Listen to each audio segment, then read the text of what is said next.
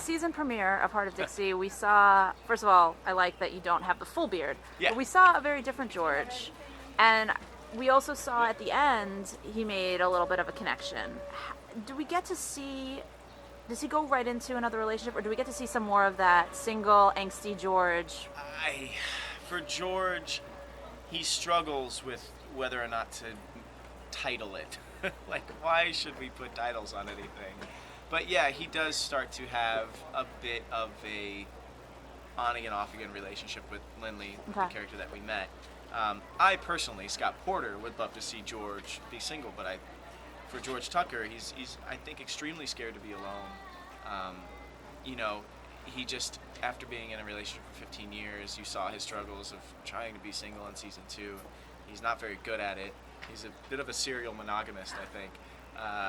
And he just keeps on falling into these relationships. He has a reputation about him that he's, this really great guy, and, girls like jump at the chance to, but he says repeatedly this season, you'll hear from him, that he is damaged. He's damaged goods, and he's trying to be careful, but it's extremely difficult with someone who's as insistent as you may see the Lynly character turn out to be.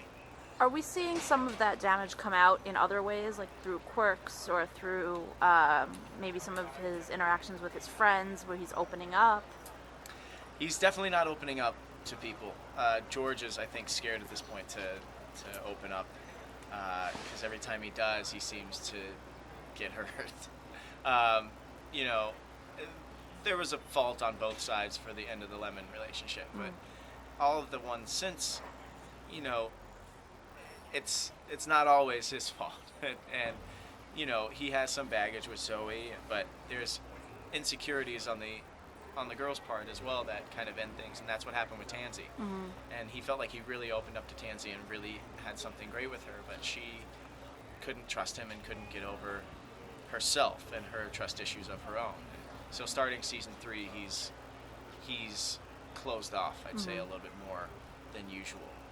But you'll still see a lot of the same crazy George antics.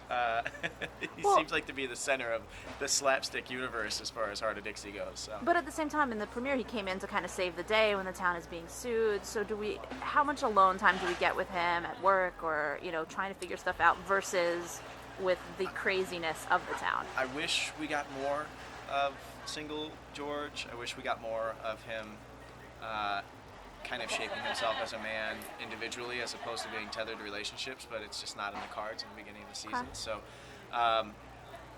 you do see him kind of keeping people at arm's length, and I think that Lynly, since she doesn't really have ties to the town, is a bit of an escape for him, and that's really where his head is for the first half of the season. You do see him really give Zoe a bunch of attitude early on, and I mean, he's definitely got a little bit more of reluctance to kind of jump right into things and help people right away, but it's in his nature. He's a good guy, and he wants to help people, and so he can't keep himself away from it.